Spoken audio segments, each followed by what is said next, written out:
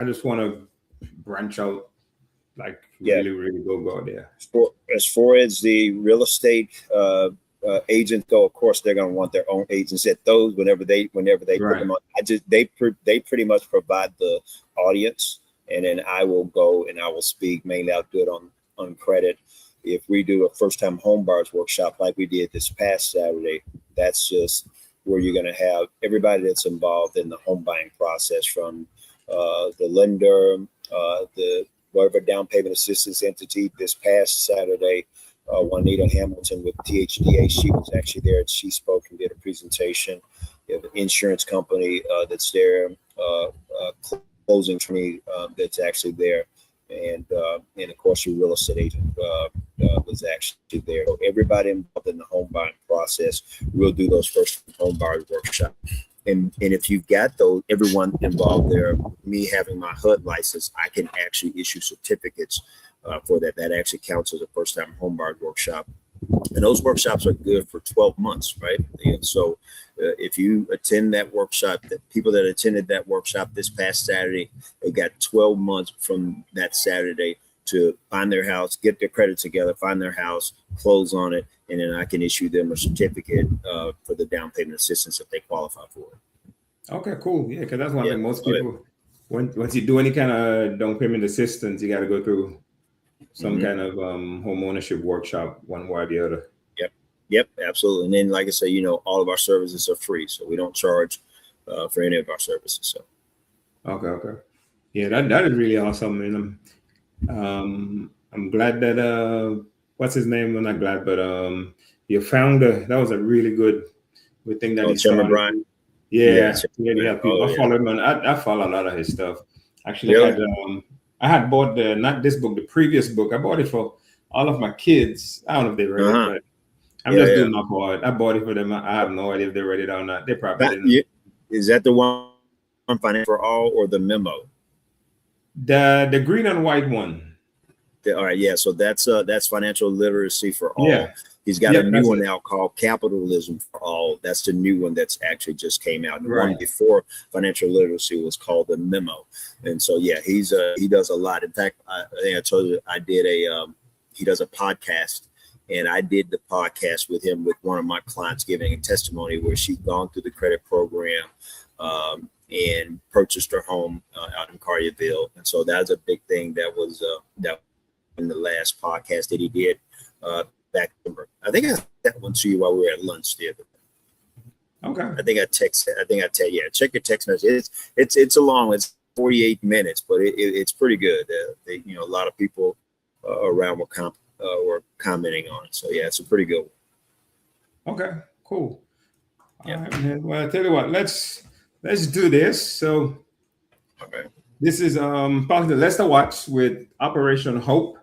And today we're going to be talking about financial literacy to help folks with learning how to become more financially secure, different aspects of it, credit, budgeting, saving, all of it, so that you can look at it from holistically when you buy a home. Because when you buy a home, you want to be able to buy your home and stay in your home. Life happens, things happen, but if you do it the right way, you can buy it and stay in it, and then maybe later on, lease it out, buy another one, or sell it and move to the next one. So first thing, just tell the folks who you are, man, and then we'll go from there. Okay, sure. Again, Lester Watt with Operation Hope. I'm a credit, money management, and a homeownership coach. I actually have a HUD license. I'm a licensed HUD counselor. So for those of you who qualify for down payment assistance, you're going to have to take what's called a first-time home buyers workshop from a licensed HUD counselor like myself to get that certificate, to get those down payment assistance funds, no matter what entity that you're using. Even if you're using the bank's fund, you'll have to take that workshop. So I actually issue that certificate.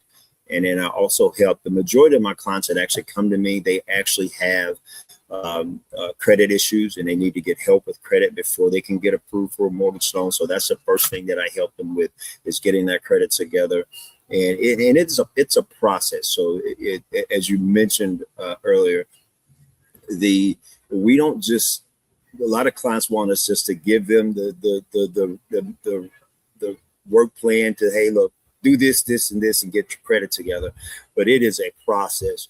So when you come to me and you say you want to get help with your credit, then you're going to have to fill out a budget form for me. You're going to need to upload your pay stub and your bank statement so we can calculate, how much money you've actually got coming into the house. Then we're going to pull that credit, and I'm going to come up with a work plan to help you to start improving your credit. We are a nonprofit organization. Operation Focus, a nonprofit organization. So when we pull the credit, it is a soft pull, so it doesn't create an inquiry, doesn't have a negative effect on your score. And we don't just stop there. Once we give you that work plan to start working on your credit, and most of our meetings are virtual, right?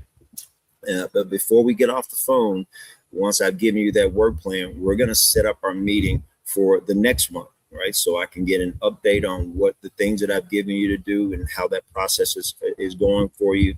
And then typically during our third meeting, if you've been following the work plan that I put together for you, I'll pull the credit again on our third meeting, because we should start to see some improvements actually in that credit score. So that's kind of how the process works.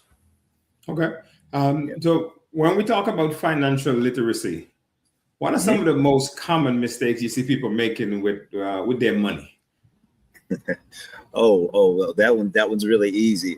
We actually talked about this with the chairman, Brian, and we talked about Starbucks, right? And people that are going every single morning, they're going to Starbucks and buying coffee, $7 to $10 that they're buying these coffees, right? Get a Keurig machine, right? We have a Keurig machine in our office. We use the Keurig machine. That's one of the biggest ones. When I have people to come in and I have them look at their bank statement. So the coffee is number one. And then number two is eating out, right? Oh. How much money they're actually spending on eating out. And some of my clients, when I look at their bank statement and I say to myself, I never say it to them, I'm like, oh my goodness, you must not be able to cook because you're eating out so much, right? Because they're eating out so much. So what I will have them to do is an exercise just to kind of put it in perspective for them so that they can realize what it is they're doing. So when they upload that one bank statement and I see that pattern there, when we have that meeting, I'll give them homework to do. And I'll say, until our next meeting next month, I want you to go back and look at the last 3 months of your bank statements. And I want you to add up how much money you've actually spent on eating out. And I warn them, I said, I'm going to warn you, the figure's going to shock you, right? It's going to shock you because you don't realize how much money you're spending on eating out. And I have clients that come back and they're like, oh my God, like I did not realize I'd spent almost $900 last month of eating out. Like crazy. Like I buy groceries, but I'm still spending $900 on eating out over the last sort of $300 a month that we're actually spending on eating out. So we need to get that under control. And not to say we don't want you to go out and eat out. That's fine. Just do some meal prep some days. Take some lunch with you. Pick 3 or 4 days that you're going to do meal prep and you're going to bring your lunch to work and not go eat out. And so you'll start working on cutting those back. And then I let them come up with the figure, right? Now you see your $300-400 a month on eating out. What do you want that figure to be? You figure out what you want it to be and then go ahead and then stick to it and pick the days that you're going to actually do meal preps and then bring your lunch to work. So those are the two biggest things that jump right out at me each time when I meet with a client. And that's usually the first things that we address just on their financial literacy and their spending. Okay. And the thing about that is we don't understand, like when we spend $7, it's $7. Okay. But then if you take that, when you go deeper and you take that $7 and multiply it by 5, then multiply it up by 4, and then multiply it up by 12, then you realize you just spend $1,000 in Starbucks. Yeah, coffee. Absolutely. For coffee. For coffee. So the big stuff you got to take the little things to build the mountain. Absolutely. I agree. Yeah, and like I say, a lot of people don't realize it because it hasn't been brought to their attention. They don't know what they don't know. All right. So when they come to meet with us, any Operation Hope coach, no matter where you are, like I say, most of our workshops are all done virtually. So it doesn't matter where you are. If you want to get a coach in Memphis and you live in Louisiana, I did a workshop just last night, and I've got a group of clients in Louisiana with my bank partner. We had 18 people on that workshop last night, but they're in Louisiana. I'm here in Memphis, but they still can get help because we're doing most of our things. We're actually doing them virtually. So yeah, doesn't matter where you are, we can help you wherever you are. And then, like I said, I mentioned earlier, I'm a HUD licensed counselor. So my HUD license goes no matter what city or state that you're in. My HUD license will cover you if you qualify for those down payment assistance programs. Okay, cool. You probably talked about this a little bit already, but I'm asking still. What are 3 habits that somebody can start today that would help them improve their financial situation within the next year or within the next 6 months? Sure. First and foremost is savings, right? That is one of the key things that we deal with when we're talking with clients, is we're getting them set. We don't have you just to do that budget. So when you do that budget, you're listing all of your monthly bills and all of your monthly income, and then you're subtracting your monthly bills from your monthly income. Hopefully we've got some money left over after that. And one of the things, depending upon what credit issues you have, I'm going to make recommendations on if we're going to go and start selling some of those collections. But the top thing that we're going to do is we're going to establish a saving goal, right? We're going to save. You're actually going to save money. That's between the person that saves and the person that doesn't. The person that saves and the person that doesn't save when life happens to you. And for your listeners there, you know what I mean when I say when life happens, right? The car breaks down, washer and dryer goes out. That's what I call life happens. For that person that saves when life happens to them, it's just a bump in the road, right? Because they've got those funds set aside to go handle that situation. They may have to take off work an hour or two earlier, or go in an hour or two later to take care of whatever the issue is, but they've got the money saved to do it. So it's just a bump in the road for them. But for that person that doesn't save when life happens to them, it can be a really stressful situation. You've got to rob from Peter to pay Paul, borrow from family members or friends, run credit card debt up, right? And thereby decreasing your credit score. So saving is going to be the number one thing that we're going to be focused on as we go through that process. So saving, budgeting would be the next. And then I always ask the question, why? I need to know your why. So the majority of my clients want to buy a home, right? So the third thing is, I need to know what your why is, because being a real estate agent, as you go through that process, everyone's not smooth and easy, right? You get those ones that are 700-800 credit score, and those are smooth and easy, and they get closed really quickly. But then you have some of those deals that are going to take some time.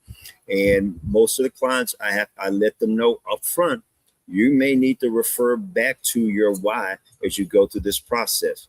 I'll give you an example. I had a lady that she gave me her why, and her why was, I want to have a yard for my grandkids to play in when they come over to see grandma, right? That was her why. And so I said, okay, great. As we go through this process, when that lender asks you for your bank statement for the third time as you go through the process, there's a reason they're asking for it, because the statement have dates on them and they've expired, and they know you've gotten a new one and they want to see it because they're going to check everything. They're going to check everything out. And then I'm going to add one to that too. As you go through the process, especially when you're attempting to buy a home, like once you get approved for that mortgage loan, don't go and start spending money. Don't go buy furniture for a house that you don't yet own, right? I put that in their mind. Don't go buy furniture for a house that you don't own. Don't go buy a new car for a house that you don't own. I've had situations where a husband wants to surprise his wife. They're getting a new car. Getting a new house, and he wants to surprise her and have a new car for it, and went and bought a new car for her to surprise her with it being in the garage. it delayed the loan from closing, but he had the money, but it could have been a disaster because that underwriter, they're going to pull that credit again just before you close, right? The day before you close, they're going to pull that credit again. They're going to look and see if you open up anything else, if you got any inquiries on there. So those are I would say 4 things that I try to push clients initially in the very beginning of the process to get those things locked in their head so that they don't go out and do them. So I want to make sure they know that in the beginning. Okay, awesome. Yeah, I'll tell you a quick car story. I was helping a friend of mine's daughter buy her first home, and we were looking at a lot of homes and went back. We went and looked at the same home like 3 times, and the last time they came and looked at the home, they showed up in a different car that had a driver tag. I was like, oh my God. So I asked, I'm like, did you buy a car? She's like, no, that's my daughter's car. I got so scared. Like, it was a brand new electric Honda. So I know it's expensive. And I know we're already close the numbers. I'm like, oh, please tell me she didn't just buy a new car. Well, yeah, because that'll mess that debt to income ratio up. Underwriter got to go back and calculate that. So that's a good thing it wasn't hers, because that could have been disaster. I usually tell my clients, the house will not stop you from getting the car, but the car will stop you from getting the house. Absolutely. It's a whole different. It's a which one come first totally matters. It totally matters which one comes first. And I would tell clients this, and I get it. I know, especially if they're well off and they have the funds to do it. Remember, everything on your credit report takes a minimum of 30 days for it to hit the credit report. So I say, if you want to buy a car, buy it, as you said, after you purchase the home. You can do it the day after you get the keys, because when you go in there, guess what's not going to show on your credit report? The house note, right? Even though you have it, that house note's not going to show up on there. So at least 30 days later, so you can go ahead and get approved for the car if you want to do it that way, right? But I try to with my clients, you got to remember, the majority of my clients have lower credit scores, and I don't really preach or encourage for them to go out and buy new vehicles. The thing that I will have for them to do is to go ahead and refinance their vehicle after they bought the home. Most of the time, they've got a low credit score when they bought that vehicle. Right. But now, once I get them into the 700s and they've actually purchased that home, now they've got a higher credit score. So I want them to go refinance that car and get a lower interest rate, so they can get a lower monthly payment actually on that vehicle. So those are one of the things that I'll use after we close. I just met with a client today. Him and his wife closed on his house last month, or the month before that. Sorry, it was January. This is March, so it was in January. But one of the things that I will do for my clients is 2 months after you close on your house, I want to meet with you again. So before I let you go, is to do a new budget so that we can calculate what that new mortgage payment's going to be, and then what your utility bill is going to be. In most cases, the majority of my clients, they actually have they're paying less for their mortgage payment than they were actually paying on rent, because rent keeps going up like every single year. So, but I don't want them to take, so I've got $300 or $400 extra money, I can go and blow this. No, we're going to get back on that budget again, because typically your utility bill is going to be higher because you're heating or cooling more space. So you're going to have a higher utility bill, but we want to get that. We did with him today and his wife, redid that budget and say, okay, now this is how much money we've got saved, and this is how much money we should be saving. So let's make sure we're taking those funds and actually putting them into a savings account each month, and not leaving them in that checking account so they can just be there so that you can use. It's gonna force you to do something, meaning moving funds from your savings account over into your checking account so that you can actually go and spend it. So to make you think, okay, is this a want or this a need, right? Is this a want or is this a need? And if it's a want, do we really want to do this? Now, if it's a need, yeah, we need to go ahead and do it. But I'll have them to do that comparison, wants versus need. That's so very important. Yeah, absolutely. One of the reasons, a lot of time, myself included, why we don't budget is because we don't want to see it. We don't want the truth. We don't want to see the. It's hard to look at it on paper, man. It's easier to just, if I don't know, like you say, what you don't know, you don't know. So if I'm just spending and I know my bills are paid, so how do you get people to start changing their mindset to be like, okay, it might be bad, but putting it on paper is what's gonna make you get better. So seeing how horrible you are with money, seeing how, just that way they can understand you can't just keep going, and if I don't know, I don't know, because eventually, including myself, it's gonna catch up.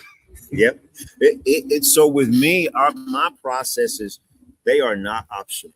If you want my help, if you want me to help you to get your credit together and buy a car, everything that I'm going to have you to do, it's not optional. Like, you have to do this, right? You have to, once you enroll in the credit program, before you meet with me, and clients can go to my portal and actually book an appointment with me.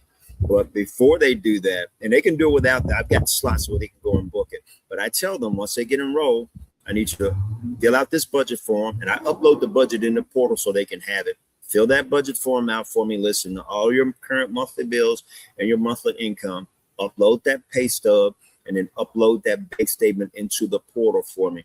And once you get that done, then give me a call and we'll book the one-on-one appointment. But like I said, they can go and book it themselves, which a lot of them usually do. And so I've given them the next steps, and I document every single thing in our system. I document and say, hey, gave clients the next step. I know that's me. That means that I've told them what they need to do for us, the next steps before we meet. And now if they've gone and booked that meeting, and I see that they booked that meeting, I'm going to get on it, right? It's virtual on Microsoft Teams. I'm going to get on it, but I'm going to look into your account, and I'm going to look. And if I don't see the budget form done, pay stub uploaded, or bank statement uploaded, I'm going to be very nice to you as I can and say, okay, we talked about what the next steps are.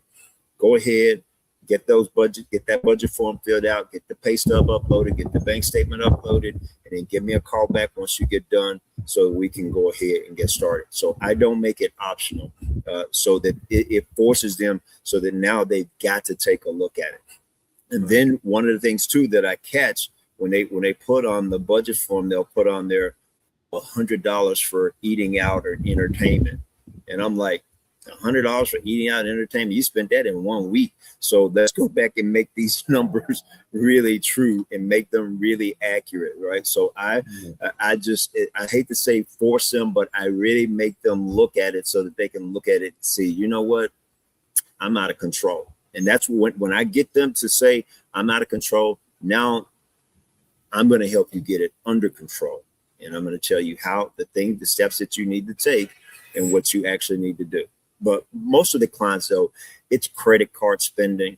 Like, they'll use those credit cards like it's not like it's free money, but they'll run those credit card balances up. And here's one of the story that gets me, and it happens every single year. They'll tell me, well, Lester, it was Christmas. And so, I had to buy Christmas presents for the kids and get the Christmas presents. And so I always hit them back with, well, you know what? I'm going to let you in on a secret. Nobody else knows this, but I'm going to let you in.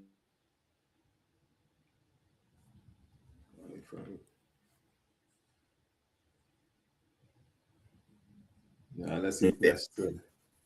Get back. And let's see if you can hear me. You're froze right now.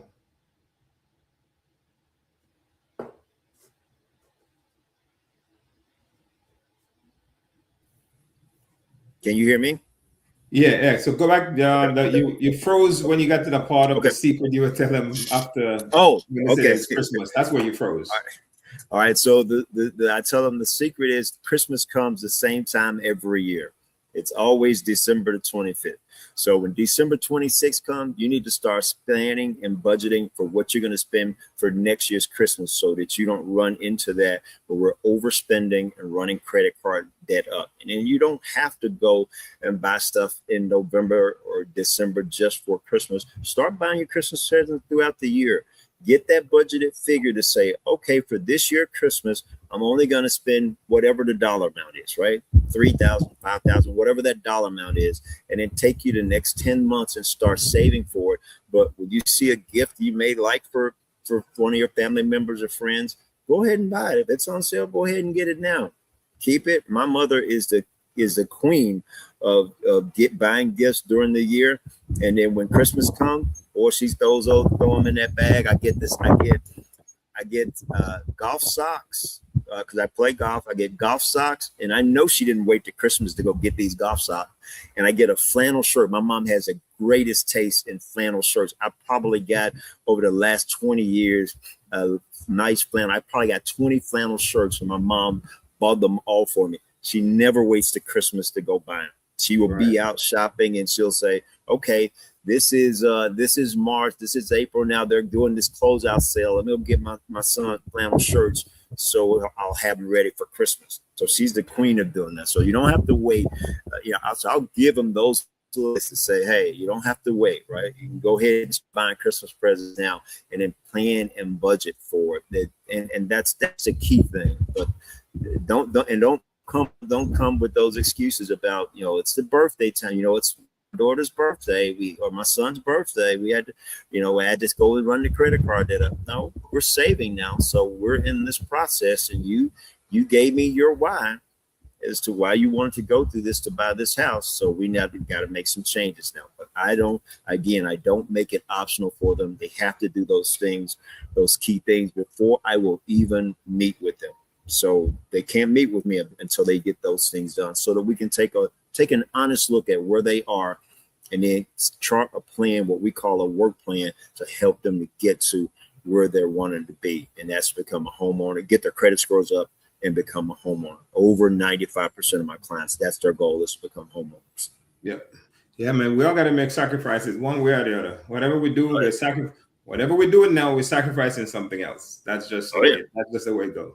If we're eating out, we're sacrificing the money compared to sitting at home and, like you said, meal prep. Cook. Don't be afraid. I love to cook. I'll be honest with you. I will cook my breakfast in the morning. I'm a big bacon and eggs and rice or grits guy.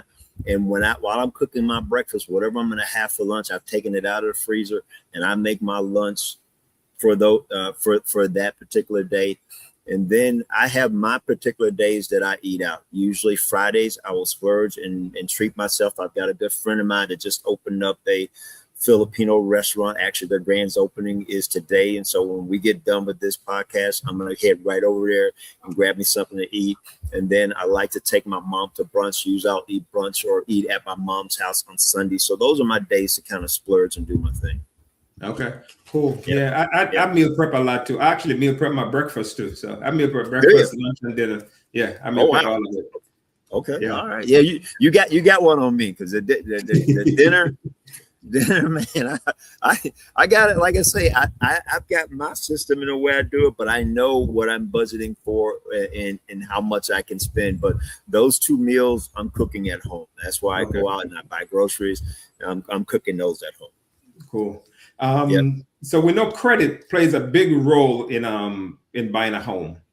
Yes. What are some things that people should focus on if they want to improve their credit scores? Okay. Well, number one, go to operationhope.org and find you a credit money management coach in your area. If not, you can look me up, and we do these workshops. But you've got to know the 5 things that actually make up your credit score.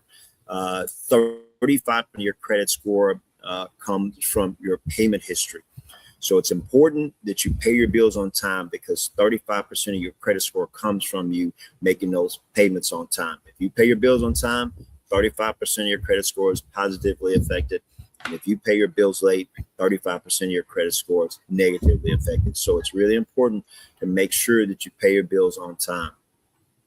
30% of your credit score comes from how you use revolving debt or credit card debt, right? Here's the key thing, is you need to make sure on each one of your credit cards, the balance to limit ratio is below 30%. So let me give you an example. Say if you've got a credit card that has $1,000 limit, Anytime you go over $300 or 30% in this example, your credit score is going to drop. So the three credit bureaus, Equifax, Experian, and TransUnion, they all use FICO, Fair Isaac Corporation, to help calculate those scores. But FICO has a mechanism built into it where if you're constantly carrying credit card debt over 30%, it penalizes you because it says that you're using money or spending money that you don't have because you're constantly carrying that credit card balance over 30%. So it's really important to make sure to keep those balance to limit ratios below 30%. Typically, when a client comes to me and I'll have a lender to say, hey, you know, I only need 7 or 8 points to get this guy approved for a mortgage loan. That's generally the first thing that I look at, see what those credit card balances are. And I'll tell them, hey, pay this card down to this much, pay this one down to this much. And then it'll help them 30 days later. Remember, it's going to hit your credit report. If you paid it down below 30%, you should see an increase in your credit score. 15% of your credit score comes from credit history, right?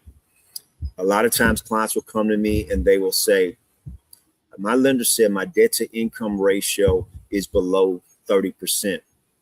So my debt to income ratio is too high. So I need to pay those credit card balances down and close them out. If you're trying to build your credit score, that is the worst thing that you can do is start closing credit card debt. You can go and pay it down to zero. That'll take care of your debt to income ratio problem. Just close it down. Because the minute that you close it down, it wipes out that credit history that's on there, and it'll negatively affect your score by 15%. And then then 10% of your credit score comes from account diversity. And all that is just a mixture of revolving and installment debt. And you've got to have that right credit mix. So when I pull your credit and I see what your credit mix is on your report, I'm going to make some recommendations to you to open up another account, whether it be an installment account or a revolving account. And then the last 10% of your credit score comes from the inquiries. You really want to be careful and not have a bunch of people, especially going through the mortgage process, pulling your credit, because those inquiries will stay on your credit report for 2 years and it will have a negative effect for a full year on it. So you really don't want to have a bunch of people going out and pulling your credit report. Those are the 5 things that actually make up your credit score. And so the quickest way to get that score up is, number 1, pay the bills on time. And then number 2, control that credit card debt, keeping it under 30%. And those are the things that'll move that credit score the fastest. Again, 30 days after you paid them below 30%, you'll see that increase. Okay, cool. Yeah, man, that's people got those credit cards. What we all do, we all been through there. Oh yeah. Yeah, we've all been there. Just swipe that card and then I've been there myself. I'll be honest with you, I've been there myself. Now I carry 1 credit card. That's it. That's all you need. Well, I say that's all you need. I'll have clients that'll come to me. When I did the workshop last night, and it said, I know this man's going to get on me because of all the credit card debt that I have. Yeah, I am. But I'm going to help you, though. I'm going to come up with a work plan to help you so that we can get it under control. Okay, cool, man. Yep. Hey, man, anything else before we close? Do you want to, any other advice you want to impart to anyone who sees this? And also just give all the information how people can reach out to you. Sure. Again, go to operationhope.org. And if you're in a different area, you can look up coaches in your area, type them up, and then find a coach in your area. We have not only do all the coaches at Operation Hope, we all teach the credit money management workshops. So we all can help you with the credit. I'm a homeownership coach. That's my specialty. But we've got other coaches that are small business coaches. So if you have aspiration of owning your own small business, then you can go to operationhope.org and find a small business coach in your area that can help you. And our company does so many things. Whenever there's a disaster anywhere in the country, when they call Red Cross and FEMA, they also call Operation Hope for help with disaster. It is that time of the year for tax preparation. So we've got some tools to help you out with earned income tax credit. can help you out there. And I encourage you, I know you follow our founding chairman, John Hope Bryant, but I encourage you guys to Google our company, Chairman Bryant. He's got a ton of YouTube videos out there promoting and preaching the vision of our company, and that is financial literacy for all. So I encourage you guys to go out and go to our website and find them. If you want to find me directly, again, lester.watts@operationhope.org. That's my email address. And then if you want to call me, 901-574-4297. That's my direct work cell phone number. Just give me a call so we can get you set up and get you enrolled and start getting you the help that you need. All right, man. Hey, Lester, man, thank you so much. Hey, man. I truly believe in Operation Hope. Anytime I have clients that has a little bit of credit challenge or need some help with getting that extra score, or they just need help, period, I always refer them to Lester, and because I've seen you guys done really, really good work. And the thing that I want people to remember, this, if you don't hear anything else, this is all free. It does not cost you a dime. They're not. If you ever go to Operation Hope and somebody tried to charge you something, you're not dealing with Operation Hope, you're dealing with somebody else. It is free of charge. Yep. It is funded by banks and all of our bank partners and organizations that help fund what we actually do. So we don't charge for any of our services, no matter what it is. So most definitely reach out to us. We're definitely here to help.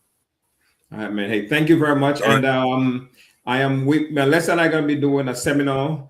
I got to come up with a date, and I'll put it out there so you guys can, and we'll do it in person. You can ask questions and all that good stuff. We'll try and have that done probably within the next month or so. So, man, listen, thank you again. All right, you're welcome. Thank you very much, man. You have a wonderful weekend. Enjoy your dinner. Okay, man, for sure. Be good. All right. Bye-bye. Bye-bye. All right. So, hey, look, if you're watching this with a live, or you see it somewhere after that, and you want to improve your finances, improve your credit, prepare for home ownership, man, this is the exact reason why I bring on experts like Lester on the show. I'm going to have somebody every week. My goal is to just give you guys information, and then information is power. It is powerful. What you don't know, you don't know. And when you know, then you can make the right decision if you choose to, So next Friday, I will be having one of my lenders will be on. He is a veteran, a Marine. She was in the Marines for many years, and he is very familiar with the VA benefits. So he's going to be talking about all the good things that our veterans and our active military folks have at their disposal that sometimes they don't even know. Okay. So tune in next Friday at 4:00, and I'll push that out on my social media pages. If you see this, follow me for more information. I give you guys information just to, again, I think it's very helpful that when you buy a home, you buy it the right way. You don't want to, because you want to buy a home and stay in your home, and you want to buy a home and be able to do all the things you still want to do. And a budget is one of the things that would definitely help you pay your mortgage and still get to go on your vacation and still get to go eat out and all that stuff. But if you plan that stuff, if you budget for that stuff, and you have some savings on the side, when